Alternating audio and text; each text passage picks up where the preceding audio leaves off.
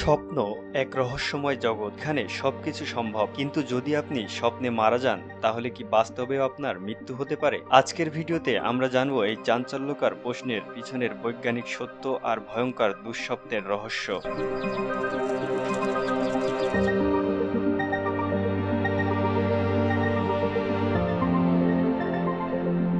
আপনারা কি কখনো এমন দুঃস্বপ্ন দেখেছেন যেখানে আপনি পড়ে যাচ্ছেন, ডুবে যাচ্ছেন, কিংবা এমন কিছু হচ্ছে যেখানে আপনার মৃত্যু হচ্ছে? আমরা জানি এ নাইটমেয়ার অন এলম স্ট্রিট মুভিতে ফ্রেডি ক্রুগার তার শিকারদের স্বপ্নে হত্যা করে এবং বাস্তবেও তারা মারা যায়। যদিও ফ্রেডি ক্রুগার কাল্পনিক চরিত্র, কিন্তু এই ধারণা অনেক আগে থেকেই মানুষের মনে আতঙ্ক ছড়িয়েছে। বাস্তবে দুঃস্বপ্ন বা নাইটমেয়ার্স আমাদের জীবনের একটি বাস্তব অংশ।